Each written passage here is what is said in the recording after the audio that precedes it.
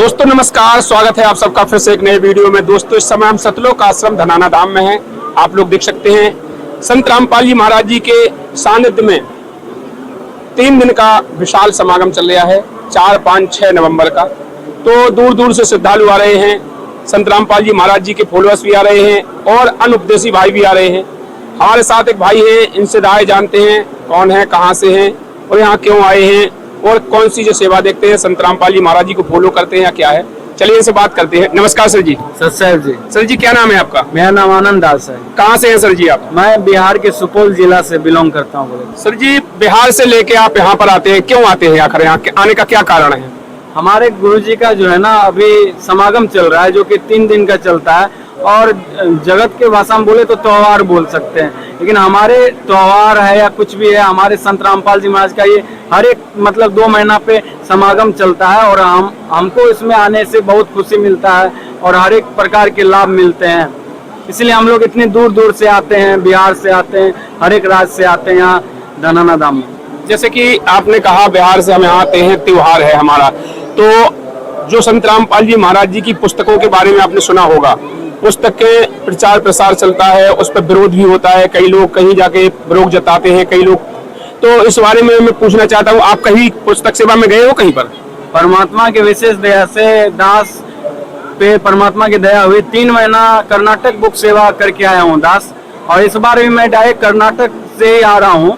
तो कर्नाटक से डायरेक्ट मैं धनाना धाम आया हूँ और कर्नाटक में आपको बताना चाहूँगा, वहाँ के लोग इतने अच्छे पुण्यकर्मी आत्मा है ना, जिसको ये बुक देते हैं। और ये जो ज्ञान गंगा है और एक भदकुआदारी चलती है उधर के लैंग्वेज में, जिसको हम लोग जीने की राह बोलते हैं, ओनली 10 रुपीज बोलते हैं, तो वो प्यार से लेते हैं और प्रणाम करके लेते हैं, क्योंकि ये भगवान का पुस्तक है और भगवान का पुस्तक है। तो विरोध करने वाले भी लोग होते हैं, ऐसा बात नहीं है, बहुत विरोध भी सहना पड़ता है, कुछ लोग विरोध भी करते हैं, बजरंग दल वहाँ भी मिल जाते हैं, लेकिन जिसको भगवान का चाह हो गया ना, तो वो पुस्तक को जरूर लेता ही लेता है। और जो अज्ञानी होता है ना, उसको कितना समझाओ तो वो समझ में ही नहीं आता है उसको ज्ञान। लेकिन परमात्मा का दया से वहाँ पे 2 महीना में गुरुजी की दया से 60,000 बुक सेवा हुआ।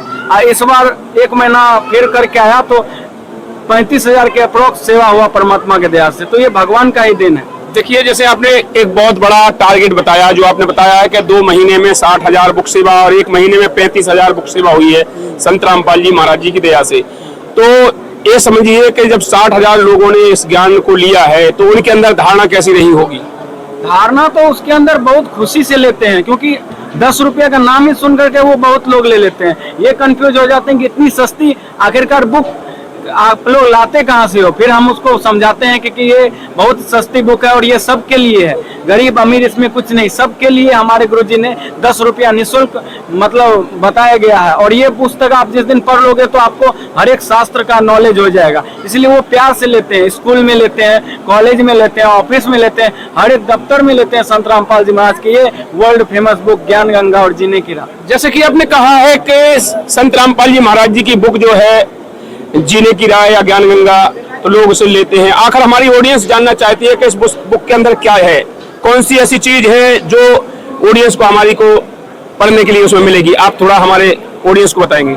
सबसे पहले तो वो बुक पढ़ने से जो है लाखों करोड़ों लोगों का जो है ना नशा छूटा है। नशा से लोग परेशान होते हैं, जिसको नशा की लत लग जाती है उसको पता होता है कि उसका कितना मतलब खर्चा होता है, कितना वो डॉक्टर से इधर से उधर भागते हैं। लेकिन संत रामपाल जी महाराज की जैसी वो पुस्तक पढ़ते हैं ना, उसका नशा सबसे पहले दूर होता है। जो भी उसका बुराई है ना, चाहे कोई भी बुराई है, तो सबसे पहले वो बुराई छूटता है। ऐसे ही नहीं संत रामपाल जी महाराज के वर्ल्ड फेमस बुक है, इसलिए वर्ल्ड फेमस बुक है क्योंकि करोड़ों लोगों का नशा को दूर किए हैं, दहेज रूपी राक्षस का खात्मा किए हैं, भ्रष्टाचार को मुक्त किए हैं, और जितने भी प्रकार के हमारे पाखंडवाद है, सबसे बड़ी बात तो हमारे समाज में जो है वो पाखंडवाद है, पाखंडवाद को खत्म किए हैं। वो बुक पढ़ने से हमें पता चलता है कि भागवत गीता में क्या लिखा हुआ है, वेद में क्या लिखा हुआ है, 18 पुराण क्या बोल रहे हैं, और सच्चा मालिक और कुल का मालिक कौन है, सृष्टि की रचना कैसे हुई, जो आज तक कोई पूरे ब्रह्मांड में कोई संत नहीं बता पाया कि ये सृष्टि की रचना हुई तो हुई किससे,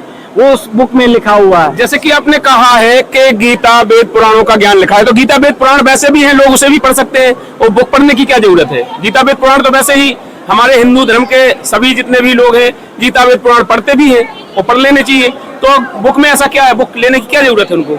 वो बुक में सबसे पहली बात तो आजकल उतना किसी के पास टाइम नहीं जो इतनी मोटी मोटी बुक को पढ़ सके। संत रामपाल जी महाराज ने उसमें विस्तार से बताया गया, मतलब सारांश उसका बताया गया है, जिसको पढ़ के उसका चारों वेद का भी ज्ञान हो जाता है, सूक्ष्म वेद।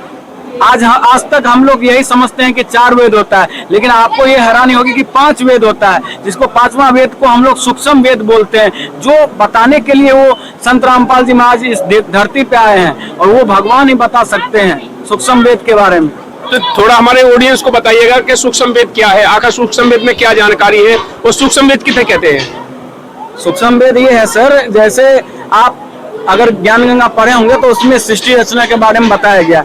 वो काल जो है ना, काल ने जो है ना हर एक चीज के बारे में बताया था, और वो सूक्ष्म वेद में जो है ना हर एक चीज के बारे में बताया गया। जैसे 4 वेद के बारे में तो बताया गया है, कबीर जी ने जो लीलाएं किए थे उसके बारे में भी बताया गया है सूक्ष्म वेद में। जो पूर्ण परमात्मा है, जिसके भक्ति करने से हमें मोक्ष मिलता है ना, उसके बारे में हमारे सूक्ष्म वेद में बताया गया, जिसको पढ़ने से हमें मोक्ष प्राप्ति होता है। आप भागवत गीता उठा लो, वेद उठा लो, उसमें अधूरा ज्ञान है। अधूरा ज्ञान इसलिए है क्योंकि उसमें ब्रह्मलोक तक ही ज्ञान है, और ब्रह्मलोक से उसमें लिखा भी हुआ है, ब्रह्मलोक में गए हुए आदमी का भी पुनर्वर्ती होता है, मतलब वो भी जन्म मृत्यु में आते हैं। लेकिन सूक्ष्म वेद में ये लिखा हुआ है कि पूर्ण परमात्मा के जो भक्ति करते हैं ना, उसकी जन्म मृत्यु जो है ना खत्म हो जाती है, बुढ़ापा नहीं होती है। उस स्थान को हम लोग सतलोक बोलते हैं, और सतलोक से हम लोग आए हुए थे, और उस स्थान के बारे में वो जो है ज्ञान गंगा और जीने की राह बुक में लिखी हुई है, जिसको पढ़ के आज लाखों करोड़ों लोग जो है भागे भागे दौड़े दौड़े संत रामपाल जी महाराज से नाम दीक्षा ले रहे हैं। जैसे कि आपने कहा है कि उस परम धाम के बारे में, उस परमेश्वर के बारे में जानकारी दी गई है विस्तार से संत रामपाल जी महाराज जी के द्वारा, तो वो कहाँ से दिया है? शास्त्रों से ही तो दिया होगा। शास्त्र से ही दिया है, लेकिन उस जानकारी को बताने के लिए स्वयं परमात्मा आते हैं, भगवान आते हैं धरती पे, तभी वो जानकारी जो है ना, मनुष्य की बात नहीं होती है। वेद तो 4 है, परमात्मा की वाणी है। वेद कतई झूठे नहीं भाई, झूठे है जो समझे ना है। वेद गीता जो है ना, मतलब वो आदमी है जो समझ नहीं रहे हैं उसको। और गुरु बिन माला फेरते, गुरु बिन देते ज्ञान, गुरु बिन दोनों निष्फल है, चाहे पूछो वेद पुराण। आपने जैसे बताया कि वेद गीता तो सबके घर पे रखे हुए हैं, लेकिन बिना गुरु के, बिना सच्चे गुरु के वो पढ़ नहीं सकते हैं। इतने श्लोक है, 18वां 2 अध्याय से लेकर 18वां अध्याय का 64वां श्लोक है। इतना अगर पढ़े होते जो आज संत रामपाल जी महाराज जो ज्ञान बता रहे हैं ना, उस अनुसार वो भक्ति करते। जैसे कि आपने कहा है बहुत से धर्म गुरु हैं, ऐसा तो है नहीं कि गुरु संत रामपाल जी महाराज जी हैं। धरती पे गुरुओं की कोई कमी नहीं है, धरती पे इतने गुरु हैं कि अनेकों गुरु हैं, और सब कहते हैं कि हम सच्चे गुरु है। कोई कहता है हम सच्चे गुरु है, कोई जगत गुरु लिखता है, कोई कई प्रकार से लिखते हैं, कोई शंकराचार्य लिखता है, कोई मठाधीश है, कई प्रकार से हैं। तो क्या वो उनको नॉलेज नहीं है वो परम ज्ञान का या पूर्ण परमात्मा की, उनको नॉलेज नहीं है क्या? रियलिटी वास्तविकता अगर मैं बात बताऊं, जब तक हमें ज्ञान नहीं था तब तक तो हम उसको अच्छे मानते थे, उसी का पूजा करते थे। जिस दिन से संत रामपाल जी महाराज का सत्संग सुना है, 4 वेद 18 पुराण खोल के बताया हो, तब पता चला है वो तो भक्ति आज तक शुरुआत भी नहीं करवाए थे। बस राम जी कृष्ण जी हरे हरे कृष्ण जी जपते रहो, जो कि हमारे कोई शास्त्र में प्रमाण नहीं था, ना भागवत गीता में प्रमाण था, ना वेद में प्रमाण था, ना कुरान में, कहीं पे भी प्रमाण नहीं था। सर जी, आपने कहा है कि वेदों में और भागवत गीता में प्रमाण नहीं है। आपने देखा होगा मथुरा के अंदर प्रसिद्ध संत हैं जिनको प्रेमानंद जी कहा जाता है। एक और प्रसिद्ध संत हैं मथुरा के अंदर जिनको अनिरुद्धाचार्य जी कहा जाता है। वो लोग कहते हैं कि राधे राधे का नाम जपिए, इससे मोक्ष हो जाएगा, कल्याण हो जाएगा। तो क्या वो गलत है क्या? श्रीमद् देवी भागवत गीता है ना, आप उसके 2 अध्याय से लेकर के हमको 18वां अध्याय में कहीं पे भी दिखा दो, क्योंकि राधे राधे का जपने को बताया गया है, तो मैं संत रामपाल जी महाराज की भक्ति छोड़ दूंगा। संत रामपाल जी महाराज ने बताया है, क्योंकि गीता में क्या बताया गया अब मैं आपको बताता हूँ। गीता में ये बताया गया है कि ओम तत्सत इति निर्देश ब्रह्मण 3 वेद चौथा, वो जो पूर्ण परमात्मा है ना, उसका भक्ति 3 बार में बताया गया। ओम तत्सत इति निर्देश, मतलब वो पूर्ण परमात्मा है, उसके बारे में जानकारी देगा। राधे राधे तो कहीं पे लिखा ही नहीं हुआ है, हरे कृष्ण तो लिखा ही नहीं हुआ है। तो और इसमें ये भी बताया गया 16वां अध्याय का 23-24 में, जो पुरुष शास्त्र विधि को त्याग के मनमाना आचरण करता है, उसको ना सुख होता है, ना कोई सिद्धि होता है, ना कोई गति को प्राप्त होता है। इसीलिए तो प्रेमानंद जी महाराज इतने बड़े संत होकर के अपना किडनी का खुद ने वो रोक कर पाया, अभी मरने के स्थिति में। अरे वो तो कहते हैं क्या, देखिए उनके ऊपर राधा रानी की कृपा है, तब वो किडनी खराब होने के बाद भी जिंदा है। ये बहुत बड़ा वो अपने आप को चमत्कारी कहते हैं और उनके फॉलोअर्स भी कहते हैं कि हमारे गुरुजी बहुत बड़े चमत्कारी हैं। दोनों किडनी फेल होने के बाद भी वो एक का राधा नाम रखा है, एक का कृष्ण रखा है। बोले राधे कृष्ण मेरे दोनों सहयोगी हैं, खराब होने के बाद भी मुझे जिंदा रखा है। यार देखो, सबसे पहली बात है ना कि संत रामपाल जी महाराज के शरण में जो लाखों करोड़ों लोग आते हैं ना, उसके किडनी हो या कोरोना का बाद भी हो, दुनिया का कोई भी बीमारी हो, नाम दीक्षा लेने से सही हो जाता है। और आपको इसका प्रमाण भी देते हैं, ऋग्वेद में इसका प्रमाण है। ऋग्वेद मतलब 9 के सूत्र 62 में लिखा गया कि वो परमात्मा घोर पाप को नाश कर देता है। तो ये नकली ऋषि आज तक क्यों नहीं घोर पाप को नाश कर पाए, क्यों नहीं आज तक कर पाए? संत रामपाल जी महाराज से जो नाम दीक्षा ले लेता है, अगर वो मृत्यु को भी प्राप्त है ना, नाम दीक्षा लेने से उसका मृत्यु वाला रोग भी सही हो जाता है। क्योंकि हमारे परमात्मा की वाणी है, सदगुरु शरण में आने से आए टले बलात्, जे मस्तिष्क में सूली हो वो कांटे में टल जाए। भगवान के शरण में आने से तो क्या बोलता है, मुर्दे भी जीवित हो जाता है। इसका 100 प्रमाण है। आज से 600 वर्ष पहले कबीर परमात्मा आए थे, कमाल और कमाली को जीवित किए थे, मुर्दे थे उसको जीवित किए। तो आज संत रामपाल जी महाराज वही काम कर रहे हैं। नाम दीक्षा लेने से हम प्रेमानंद जी महाराज क्या जितने भी गुरु धर्म गुरु है उसको चैलेंज देते हैं ना कि जो भी रोग है संत रामपाल जी महाराज से नाम दीक्षा लेकर के अगर नाम दीक्षा लेगा, उसका पहले दिन में ही वो तत्क्षण जो है ना दूर हो जाएगा। लेकिन उसको मान बढ़ाई का भूखा है। इतने जो करोड़ों शिष्य को अपने पीछे लगा लिए, वो शिष्य क्या उसको जवाब देंगे? इसलिए वो आज नहीं आ रहे हैं। आज प्रेमानंद जी महाराज बेड पे लेटे हुए हैं, उसको भी मैं बोलता हूँ संत रामपाल जी महाराज से अगर नाम दीक्षा ले लेते हैं तो उसका वो रोग क्या किडनी का बाप भी सही हो जाए। अरे वाह यार, आपने कहा उनके फॉलोअर्स हैं वो तो कहते हैं, फिर वो भी तो कहते हैं, ऑब्जेक्शन वो भी तो उठाते हैं कि संत रामपाल जी महाराज जी जब पूर्ण संत हैं, सदगुरु हैं, मोक्ष दिला सकते हैं, तो फिर वो जेल में क्यों है? उनका तो बहुत बड़ा सबसे बड़ा यही प्रश्न अड़ा हुआ है जनता का। वो कहते हैं अगर संत रामपाल जी महाराज जी पूर्ण परमात्मा हैं, आप लोग कहते हैं संत हैं, तो फिर वो जेल में क्यों हैं? देखो सर, सबसे बड़ी बात है ना, जेल में जाना कोई गुनाह नहीं है। और जेल में आप इतिहास गवाह है ना, जिसने सच्चाई बोला है ना, उस सब ने जेल को जाना ही पड़ा है। आप देख लो, क्या गुरु नानक देव जी को जेल नहीं हुआ था?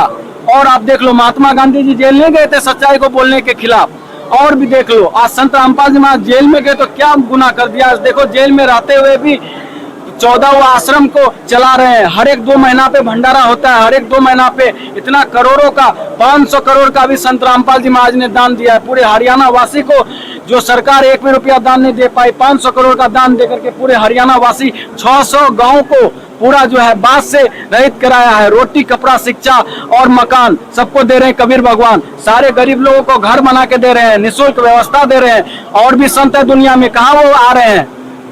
इतने बाढ़ आ गए हरियाणा में, क्या वो संत वो आ रहे हैं 1 भी रुपया का मदद करने? पंजाब में बाढ़ आ गया, वहां पे संत रामपाल जी महाराज के भगत मदद कर रहे हैं। तो ये संत रामपाल जी महाराज जी सब कुछ करते रहेंगे। वो संत में शक्ति नहीं है तो क्यों नहीं आ रहे हैं? क्यों पीछे भाग रहे हैं? उसको तो बस पैसे से मतलब है, गाड़ी से घूमने से मतलब है। लेकिन संत रामपाल जी महाराज को सबसे मतलब है, सब उसके बच्चे हैं, चाहे वो नाम दीक्षा ले या ना ले, सब उसी के बच्चे हैं। और एक दिन आना पड़ेगा। आज पूरे हरियाणा वासी ने मान लिया कि संत रामपाल जी महाराज भगवान है, भगवान थे और भगवान ही रहेंगे। लेकिन पहले नहीं माने थे, क्योंकि पहले विरोध करते थे। सच्चाई जैसे ही आगे हुआ, आज देखो हरियाणा पूरा हमारे संत रामपाल जी महाराज के अगेंस्ट में पूरा खड़ा है। सब जो है आज आ रहे हैं, दौड़े दौड़े भागे भागे आ रहे हैं। आपने बहुत बड़ी बात की है कि संत रामपाल जी महाराज जी के शरण में हरियाणा वासी आ रहे हैं। और संत रामपाल जी महाराज जी ने जो इतना बड़ा आपने जो दान बताया, किसी भी संत ने नहीं दिया। करोड़ों का दान जो संत रामपाल जी महाराज जी ने 600 प्लस गांव को दिया है। और ये बात तो क्लियर है, इसको तो मैं भी मानता हूं, क्योंकि आज तक बहुत से संत हैं, बहुत से महात्मा हैं, बहुत से साधु हैं और ऐसे ऐसे मंदिर हैं जहां पर अरबों खरबों की एक दिन की आय मंदिरों पे भी है। लेकिन आज तक उन्होंने 1 रुपए का दान किसी भी पीड़ित आत्मा को नहीं दिया है। तो आज संत रामपाल जी महाराज जी ने ये बहुत बड़ी दया की है, इसको तो मैं भी मानता हूँ। हमारे दर्शकों को और क्या कहना चाहते हैं आप संत रामपाल जी महाराज जी के सानिध्य में? हम तो बस यही कहना चाहते हैं, समाजवासी से भगवान ही कहलाते हैं। ये बोलना चाहते हैं, सबसे पहले तो संत रामपाल जी महाराज की बुक पढ़ो, ज्ञान गंगा पहले पढ़ो, उसके बाद सत्संग सुनो। ज्यादा नहीं, 5 से 6 दिन सत्संग सुनो, आपको अपने आप पता चल जाएगा भगवान कौन है और कौन पृथ्वी पे आए हुए हैं। अगर आप भी अपने मानोगे भगवान कौन है तो आप पत्थर बन चुके हो। इतना लीला देख के भी आप नहीं मानोगे। आज इतने बड़े बड़े आश्रम खोल दिए हैं संत रामपाल जी महाराज ने। ऐसा बात नहीं, हरियाणा वासी को भी खिला रहे हैं। आप जहाँ चल जाओ, अभी देखो आपको गुजरात में बाढ़ आ गया, वहां भी मदद कर रहे हैं, बिहार में मदद कर रहे हैं, हर एक जगह मदद कर रहे हैं। कहाँ नहीं मदद कर रहे हैं तो उसको हम जेल में कैसे बोल सकते हैं? जगत के लिए जेल में, हम 21 ब्रह्मांड काल के जेल में हैं और वो भगवान हमें निकालने के लिए आए हैं। यही हम जगतवासी को बोलना चाहेंगे, संत रामपाल जी महाराज से नाम दीक्षा लो और अपना कल्याण कराओ, तभी तुम्हारा मोक्ष मिलेगा। जो संत रामपाल जी महाराज जी से अगर उपदेश लेना चाहें तो कैसे ले सकते हैं? संत रामपाल जी महाराज से उपदेश सत्संग के नीचे जो है पीला पेज चलता है, उस पे नंबर दिया हुआ होता है, कॉन्टेक्ट नंबर, उस पे कॉल करके हर एक अपने जगह जहाँ पे वो रहते हैं तहसील में, वहाँ पे नंबर पे कॉल करके वो पता पूछ करके वहाँ पे जा करके संडे को हर एक दिन नाम दीक्षा खुला रहता है, वहाँ पे जाके निःशुल्क में नाम दीक्षा ले सकते हैं। यहाँ 1 भी रुपया किसी का नहीं लगता है, फ्री ऑफ कॉस्ट, चाहे कितना बड़ा आदमी हो, फ्री ऑफ कॉस्ट 1 भी रुपया नहीं लिया जाता है, फ्री में सारा कुछ किया जाता है। धन्यवाद सर। देखिए दोस्तों, जो भाई ने जानकारी दी है संत रामपाल जी महाराज जी की डिटेल्स में, बहुत अच्छी जानकारी दी है। आप लोगों को वीडियो कैसी लगी कमेंट में आप लोग जरूर राय देके जाइएगा। वीडियो को अभी तक आप लोगों ने लाइक नहीं किया है तो वीडियो को एक लाइक कर दीजिएगा, चैनल को सब्सक्राइब करके बेल आइकन की घंटी बजा दीजिएगा। फिर मिलते हैं नेक्स्ट वीडियो में, तब तक के लिए नमस्कार, जय हिंद, जय भारत।